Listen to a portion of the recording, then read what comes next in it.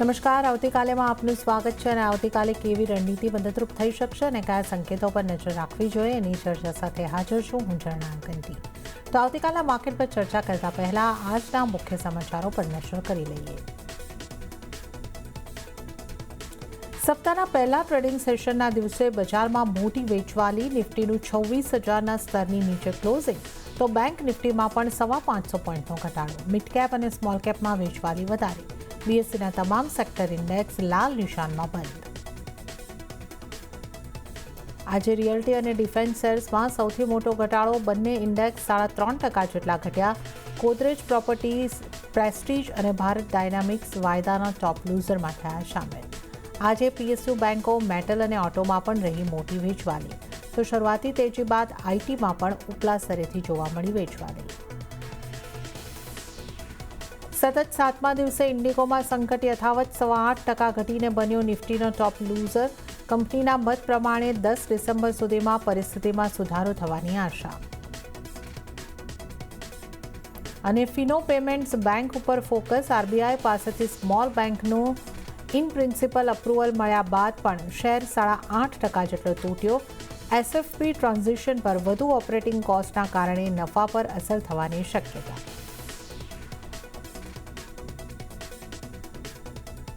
તો આજના માર્કેટ સેશનની વાત કરીએ તો આજે એક પેઇનફુલ સેશન આજે આપણને જોવા મળ્યું છે. બજારમાં ચારેકોર વેચવાલી હાવી થતી જોવા મળી. બધા જ સેક્ટર આજે લાલ નિશાનની અંદર બંધ થતા જોવા મળ્યા છે. ઇન્ડેક્સની વાત કરી લઈએ.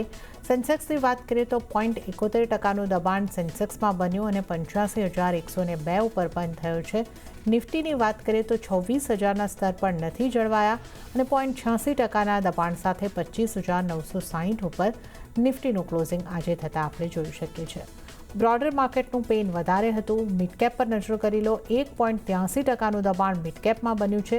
59,488 ઉપર મિડકેપનું ક્લોઝિંગ થતું જોવા મળ્યું છે. બેંક નિફ્ટીની વાત કરીએ. બેંક નિફ્ટીમાં પણ 0.90%નું દબાણ બન્યું અને 59,238 ઉપર બેંક નિફ્ટી બંધ થયો છે. એડવાન્સ ડિક્લાઇન રેશિયો જે છે એ પણ નેગેટિવ છે. માત્ર 437 સ્ટોક્સ એવા રહ્યા કે જે લીલા નિશાનમાં બંધ થયા અને એની સામે તમે જોશો તો 2,546 સ્ટોક્સ આજે લાલ નિશાનમાં બંધ થયા છે. એટલે 1:5.83નો રેશિયો આજે આપણને એડવાન્સ ડિક્લાઇનનો જોવા મળી રહ્યો છે. નિફ્ટીના ઘટનારા સ્ટોક્સ ઉપર આપણે નજર કરી લઈએ. આજનો ટોપ લૂઝર કાઉન્ટર ઇન્ડિગો જ રહ્યો છે. ઇન્ટરગ્લોબ એવિએશન 8.32%ના દબાણ સાથે આજનો ટોપ લૂઝર કાઉન્ટર. ત્યારબાદ બીઈએલ 5%નું દબાણ ત્યાં આગળ જોવા મળ્યું છે. જેએસડબલ્યુ સ્ટીલમાં 3.71%નું દબાણ અને નેસ્લે ઇન્ડિયામાં 2.5%ની આસપાસનું દબાણ જોવા મળ્યું છે. ત્યારબાદ ઇટરનલ, શ્રીરામ ફાઇનાન્સ, ટ્રેન્ટ અને ટાટા સ્ટીલમાં 2%થી વધુના દબાણ જોવા મળ્યા છે. વધનારા શેરની વાત કરીએ તો જૂજ કાઉન્ટર, માત્ર 4 જ કાઉન્ટર એવા રહ્યા છે નિફ્ટી 50માં જે લીલા નિશાનમાં બંધ થયા છે. ટેક મહિન્દ્રા 1.34%ની મજબૂતી સાથે બંધ થયો છે. વિપ્રો 0.5%ની મજબૂતી સાથે બંધ થયો છે. એચસીએલ ટેક 0.33%ની મજબૂતી અને રિલાયન્સ લીલા નિશાનમાં બંધ થયો છે 0.16%ની ખરીદારી સાથે. તો આ આપણે નિફ્ટીના ટોપ ગેનર્સ અને લૂઝર્સ જોયા. હવે આવતીકાલના બજારની ચર્ચા કરવા માટે આપણી સાથે જોડાઈ રહ્યા છે ચોઇસ બ્રોકિંગના કુનાલ બરાર. કુનાલજી, સ્વાગત છે આપનું સીએનબીસી બજાર પર. Good evening. અને આજનું એક પેઇનફુલ સેશન રહ્યું છે. આ સપ્તાહની શરૂઆત નેગેટિવિટી સાથે આપણને થતી જોવા મળી છે. 26,000ના સ્તર પર નિફ્ટીએ નથી જાળવ્યા. 25,960નું ક્લોઝિંગ. હવે આપ નિફ્ટીની ચાલને કઈ રીતે જોઈ રહ્યા છો અને નિફ્ટી માટે આપની સલાહ કઈ રીતની બનશે? વેલ, નિફ્ટીના ચાલની વાત કરીએ આજના દિવસમાં 1%નો ઘટાડો આપણને જોવા મળ્યો છે અને ઘણા લાંબા ટાઈમ પછી આપણને આ ઘટાડો જોવા મળ્યો છે નિફ્ટીમાં. નો ડાઉટ એક સારી એવી રેલી પણ આપણને લાસ્ટ ફ્રાઈડેના જોવા મળી હતી. એટલું જ નહીં, તમે જુઓ તો બિહારના ઇલેક્શનના રિઝલ્ટ પછી 26 નવેમ્બરે આપણને એક સારી એવી રેલી જોવા મળી હતી. એ પણ 1%ની રેલી હતી. એટલે ક્યાંક ને ક્યાંક છેલ્લા બે અઠવાડિયામાં જોવા જઈએ ને તો આજે વોલેટિલિટી જે આપણને વધતી જોવા મળી રહી છે. અને બીજું એ છે કે આજના દિવસમાં જે ઘટાડો જોવા મળી રહ્યો છે, ખાસ કરીને રૂપી જે વીક થયો છે ના બેઝ પર, સો મારું વ્યૂ ત્યાં અહીંયા થોડો કન્સર્ન વાળો છે. આરબીઆઈ નો ડાઉટ સારી એવી કમેન્ટ્રી આપી છે અને લિક્વિડિટી માર્કેટમાં ઠાલવવાની વાત કરી છે, બટ જે પ્રમાણે રૂપિયા અત્યારે ઘટી રહ્યો છે, વીક થઈ રહ્યો છે, યુએસડી જે પ્રમાણે ઉપર જઈ રહ્યો છે, ફર્ધર ઘટાડો પણ આપણને માર્કેટમાં જોવા મળી શકે. આજના દિવસમાં જોવા જઈએ તો એક વીક પોઈન્ટ એ છે કે એનો આર્લી ચાર્ટ પર રાઇઝિંગ વેજ ફોર્મેશનનું પણ બ્રેકઆઉટ આપણને નિફ્ટીમાં જોવા મળેલું છે અને 25,932 ની અરાઉન્ડનું ક્લોઝિંગ આપણને અહીંયા જોવા મળ્યું છે. ફર્ધર ઘટાડાની વાત કરીએ તો 25,700 અને 25,700 જો બ્રેક કરે તો પછી 25,400 સુધીના પણ લેવલ આપણને નિફ્ટી અહીંયા બતાવી શકે એવું જોવા મળી રહ્યું છે અત્યારે ચાર્ટિકલી. સો વ્યૂ અત્યારે આ લેવલ પર જોવા જઈએ તો થોડો નેગેટિવ સાઈડનો બની રહ્યો છે નિફ્ટી માટે. ઉપરના મથાળે રેઝિસ્ટન્સ જોવા જઈએ તો 26,200 નું અત્યારે રેઝિસ્ટન્સ આપણે અહીંયા આવતું જોવા મળી શકે. તો આપની સલાહ કઈ રીતે રહેશે? 26,200ના રેઝિસ્ટન્ટ લેવલની આસપાસ પડે તો સેલ કરીને ચાલવું જોઈએ? સ્ટોપ લોસ ક્યાં રાખવાનો રહેશે? વેલ ડેફિનેટલી જો 26,100 ની અરાઉન્ડ આવે તો 26,280 ની સાથે આપણે અહીંયા ખરીદારી કરીને ચાલીશું. ટાર્ગેટની વાત કરીએ તો 25,700 નો પહેલો ટાર્ગેટ ને જો બ્રેક કરે તો 25,400 નો બીજો ટાર્ગેટ પણ આપણને અહીંયા આમાં આવતો જોવા મળી શકે. ઓકે, તો અહીંયા આગળથી ખાસ જે રીતે તમને સલાહ બનતી જોવા મળી રહી છે, સેલ કરીને ચાલવાની સલાહ છે. 25,700 અને એ બ્રેક થાય છે તો 25,400ના લેવલ્સ નિફ્ટી ઉપર આપણે જોઈ શકીએ છીએ. 26,200ના સ્ટોપ લોસ સાથે વેચીને ચાલવાની સલાહ અહીંયા આગળથી બની રહી છે. અને બેંક નિફ્ટીમાં પણ 0.90%, એટલે આપણે કહી શકીએ કે લગભગ 1% દબાણ બનતું દેખાયું. 59,238ના સ્તર અહીંયા આગળથી જોવા મળ્યા છે. બેંક નિફ્ટી માટે આપની કઈ રીતની સલાહ રહેશે, કુનાલજી?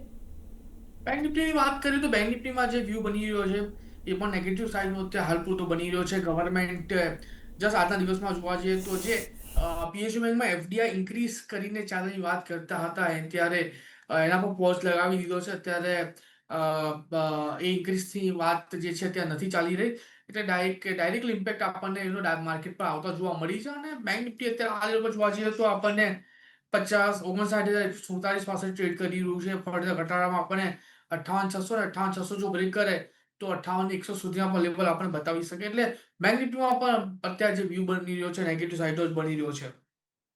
ઓકે, તો બેંક નિફ્ટીમાં પણ વેચીને જ ચાલવાની સલાહ, નેગેટિવ વ્યૂ જ બની રહ્યો છે.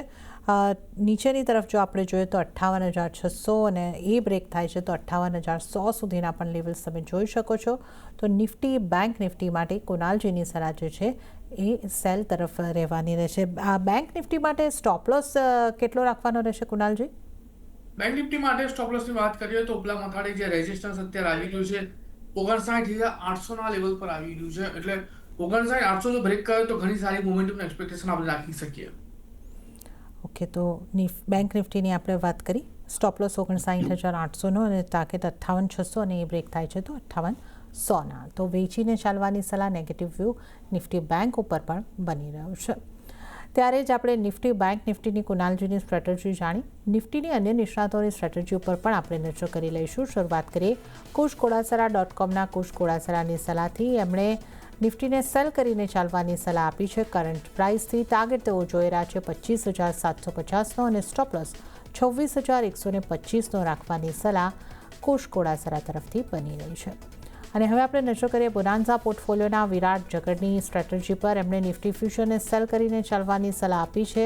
26,000ના નીચેથી ટાર્ગેટ તેઓ 25,800નો જોઈ રહ્યા છે અને સ્ટોપ લોસ 26,100નો ગણતરી કરવાની સલાહ વિરાટ જગડ તરફથી મળી રહી છે.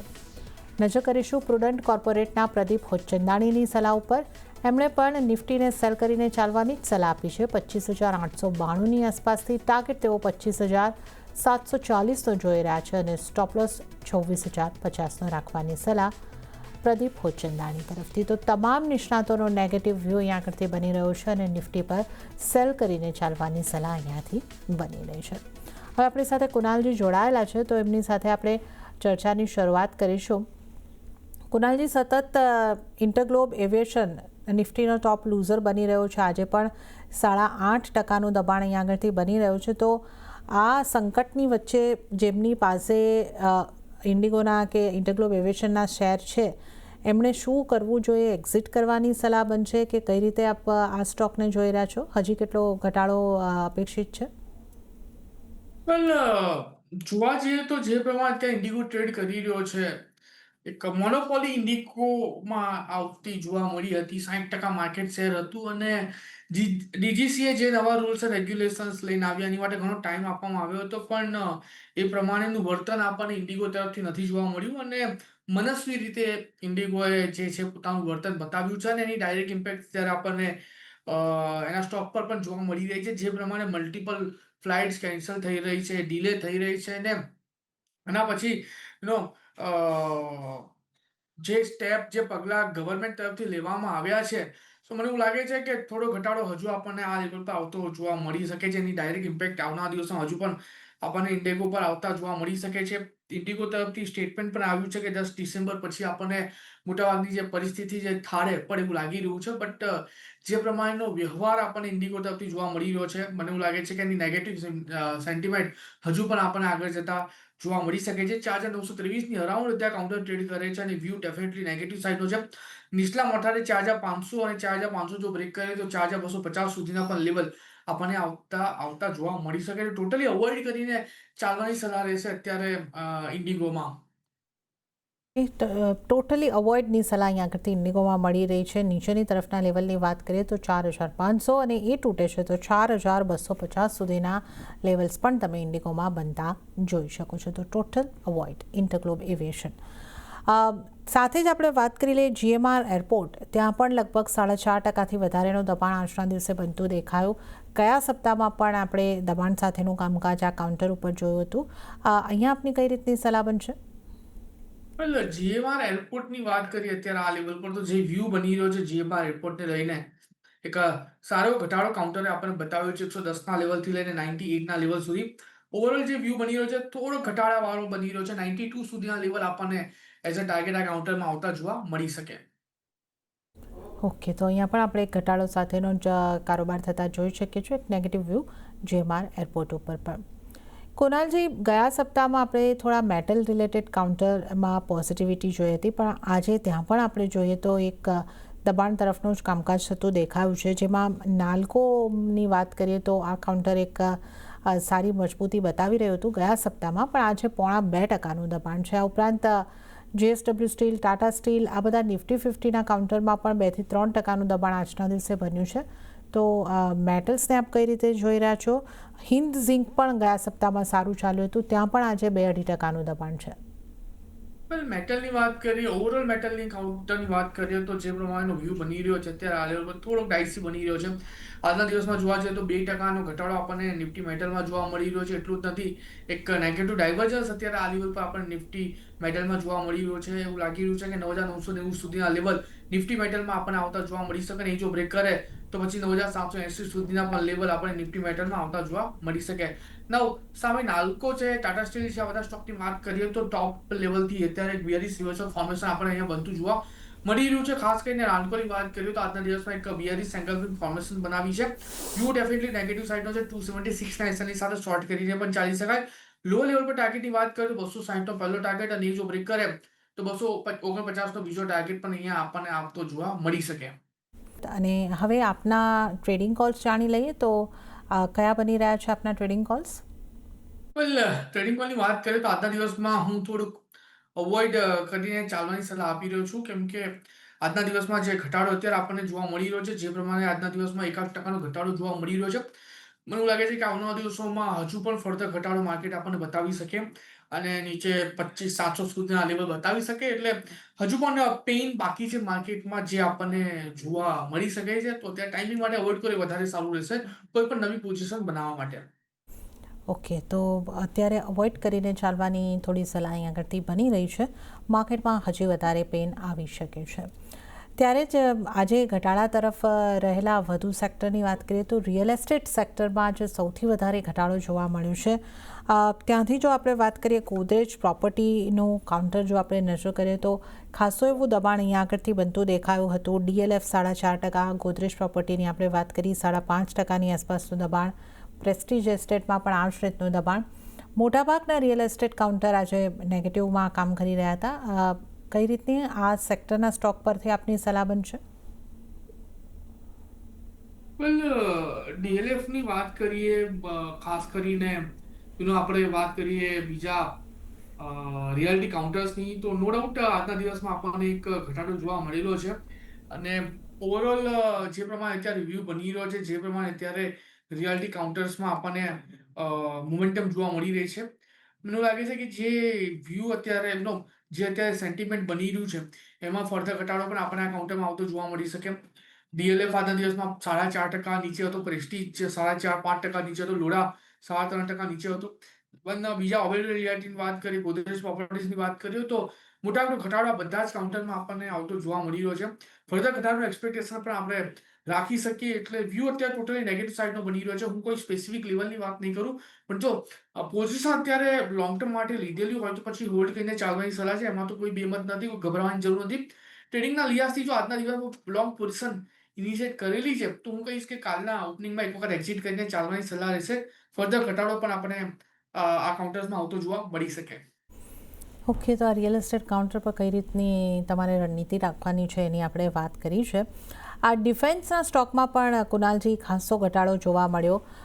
જે રીતે આપણે અહીંયા આગળથી જોયું તો નિફ્ટીના ઘટનારા સ્ટોકમાં બીએલ રહ્યો છે, જ્યાં 5%ની આસપાસનું દબાણ રહ્યું છે. બીડીએલ લગભગ 6%ની આસપાસનું દબાણ રહ્યું છે. તો ડિફેન્સ સેક્ટરમાંથી કોઈ સલાહ બનશે આપની? વેલ, ડિફેન્સ સેક્ટર્સની વાત કરીએ તો એક સાયક્લિકલ મોમેન્ટમ ડિફેન્સ સેક્ટરમાં આપણને આવતી જોવા મળી રહી છે. પહેલા જોવા જઈએ તો એપ્રિલ પહેલા જેટલા પણ કાઉન્ટર્સની વાત કરીએ તો એક ડલ મોમેન્ટમ આપણને જોવા મળી હતી. પણ એપ્રિલમાં જે પ્રમાણે ઓપરેશન સિંદૂર થયું હતું અને એના પછી જે પણ એક સારી રેલી આપણને બધા કાઉન્ટરમાં જોવા મળી હતી. નો ડાઉટ છેલ્લા ઘણા ટાઈમથી બધા જ કાઉન્ટર્સમાં એક ડલ મોમેન્ટમ અત્યારે આપણને જોવા મળી રહી છે. પણ એમાં ગભરાવાની કોઈ જરૂર નથી. ફંડામેન્ટલી આ કાઉન્ટર સ્ટ્રોંગ છે અને આવનારા દિવસોમાં સારી મોમેન્ટમ આપણને બતાવી શકે છે એવું લાગી રહ્યું છે. જો પોઝિશન હોય તો હોલ્ડ કરીને ચાલવાની સલાહ રહેશે ડેફિનેટલી. બટ નવી પોઝિશન અત્યારે આ લેવલ પર બનાવીને ચાલવાની સલાહ નથી, કેમ કે આ બધા જ કાઉન્ટર્સ અત્યારે હાઈ બીટા કાઉન્ટર્સ બની ગયા છે. એટલે જ્યારે જો ઘટાડો આવે છે તો ક્વિક ઘટાડો આ કાઉન્ટર્સમાં આપણને જોવા મળે. એટલે ઓનગોઈંગ વોલેટિલિટીના લીધે હું કોઈ સલાહ નથી આપી રહ્યો કે તમે ટ્રેડિંગના લિહાઝથી કોઈ નવી પોઝિશન અત્યારે પ્રેઝન્ટ લેવલ પર બનાવીને ચાલો. ઓકે, તો અત્યારે કોઈ નવી પોઝિશન બનાવવાની સલાહ નથી, પણ ડિફેન્સ કાઉન્ટરમાં જો તમારી પોઝિશન છે તો તમે હોલ્ડ કરી શકો છો. તો આપણે ડિફેન્સને લગતા સ્ટોક્સની અહીંયા આગળથી ઓવરઓલ ચર્ચા કરી છે. કુનાલજી, બેંક્સમાં શું કરવું જોઈએ? પીએસયુ બેંકમાં વધારે ઘટાડો હતો, એસબીઆઈ જેવી બેંક હોય કે અન્ય પીએસયુ બેંકમાં પણ ઘટાડો હતો, અને પ્રાઇવેટ બેંકમાંથી એચડીએફસી બેંક જેવી બેંક ફ્લેટ રહી છે, બાકીની બેંક નેગેટિવ તરફ જ રહી છે. તો બેંકમાંથી કઈ રીતે આપની સલાહ રહેશે? વેલ, પીએસયુ બેંકમાં વાત કરીએ તો એસબીઆઈ છે જે આજના દિવસમાં 1.5%નો ઘટાડો જોવા મળ્યો. બેંક ઓફ બરોડા જે આજના દિવસમાં 2.5%, 285 ની અરાઉન્ડ આપણે ક્લોઝિંગ આવતા જોવા મળ્યું છે. પીએનબી જે 116 ની અરાઉન્ડ ક્લોઝિંગ. એટલે થ્રુઆઉટ પીએસયુ બેંકમાં આપણને જોવા જઈએ ને તો એક ઘટાડો જોવા મળેલો છે. અને જે ગવર્મેન્ટ તરફથી ન્યૂઝ આવ્યા હતા પહેલા એફડીઆઈ ઇન્ક્રીઝ કરીને ચાલવાના, એ ન્યૂઝના બેઝ પર અત્યારે આ લેવલ પર આપણને એક નેગેટિવ ઘટાડો જોવા મળી રહ્યો છે. ડેફિનેટલી ફર્ધર ઘટાડો પણ આપણને આમાં જોવા મળી શકે છે. આજના દિવસમાં ઓવરઓલ સેન્ટિમેન્ટ ખરાબ થયું છે અને આ સેન્ટિમેન્ટમાં બધા જ કાઉન્ટર્સના જે મોમેન્ટમ છે વીક થતા જોવા મળી રહ્યા છે. અગેન હું અત્યારે ટાઈમિંગ માટે અવોઇડ કરીને ચાલવાની સલાહ આપીશ આ કાઉન્ટર્સમાં. ઓકે, તો બેંક્સ માટે પણ અત્યારે અવોઇડ કરીને ચાલવાની સલાહ બની છે. તો કુનાલજી, આજે જ્યારે ચારેકોર એક દબાણ જ દેખાતું હતું, આઈટી સેક્ટરમાં પણ દબાણ હતું, પણ જૂજ કાઉન્ટર આઈટી સેક્ટરના એવા હતા જેમાં આપણે લીલા નિશાનમાં કારોબાર બંધ થતા જોયા. એમાં ટેક મહિન્દ્રાનું કાઉન્ટર એ 1.25% વધારેની મજબૂતી દર્શાવી રહ્યું હતું. 0.5%ની આસપાસ વિપ્રો, એચસેલ ટેક આ પણ પોઝિટિવ રહ્યા છે. તો આ કાઉન્ટર કે આઈટીના કોઈ કાઉન્ટર પર આપની કોઈ વ્યૂ બનશે? ડેફિનેટલી જેમ જેમ રૂપી વીક થાય છે એની ડાયરેક્ટ પોઝિટિવ ઇમ્પેક્ટ આપણને આઈટી કાઉન્ટર્સમાં જોવા મળે છે. અને આજના દિવસમાં જોવા જઈએ તો ટેકેમ છે કે બીજા આઈટી કાઉન્ટર્સ છે એમાં એક સારી રેલી આપણને આવતી જોવા મળી છે. ટેક મહિન્દ્રા છે, વિપ્રો છે, એચએલ ટેક છે, દરેક લેવલ પર આપણને એક પોઝિટિવ સેન્ટિમેન્ટ ક્રિએટ થતું અહીંયા જોવા મળી રહ્યું છે. તો એક પર્ટિક્યુલર કાઉન્ટરની વાત કરીએ તો ડેફિનેટલી હું એચએલ ટેક પર ફોકસ કરીને ચાલવાની સલાહ આપીશ. 1688 પાસે છે, 1630ના એસએલની સાથે ખરીદી કરીને ચાલવાની સલાહ છે. જે પ્રમાણે અત્યારે કાઉન્ટર ટ્રેડ કરી રહ્યો છે, મને એવું લાગે છે કે આવનારા દિવસોમાં સારા એવા ટાર્ગેટ આપણને અહીંયા આવતા જોવા મળી શકે.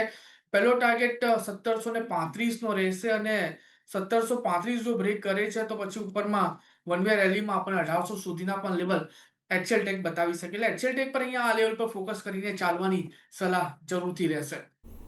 ઓકે, તો એચસેલ ટેકમાં ખરીદારી કરીને ચાલી શકો છો. પહેલો ટાર્ગેટ 1735 અને ત્યારબાદ 1800 સુધીના ટાર્ગેટ તમને બનતા જોવા મળી શકે છે. 1630 સ્ટોપ લોસ ધ્યાને રાખો. એચસેલ ટેક પર એક ખરીદારી કરીને ચાલવાની સલાહ. અને આ સાથે જ કુનાલજી, સમય થઈ રહ્યો છે આપની પાસેથી રજા લેવાનો, તો આપના કોઈ ડિસ્ક્લોઝર? વેલ જેટલા પણ સ્ટોકની આજે વાત કરી, જેટલા પણ સ્ટોકની આજે ચર્ચા કરી, એમાં મારું પોતાનું પર્સનલ હોલ્ડિંગ કોઈ નથી. ક્લાયન્ટ વાઇઝ હોલ્ડિંગ આ સ્ટોકમાં હોઈ શકે છે. જી કુનાલજી, અને આપનો ખૂબ ખૂબ આભાર અમારી સાથે જોડાવા બદલ અને તમામ સ્ટોક્સ અંગે ચર્ચા કરવા બદલ. અને આ સાથે જ આવતીકાલેમાં હાલ પૂરતું આટલું જ. હાલ મને પણ આપશો રજા, પણ વધુ અપડેટ અને સમાચારો માટે આપ જોતા રહો CNBC બજાર. નમસ્કાર.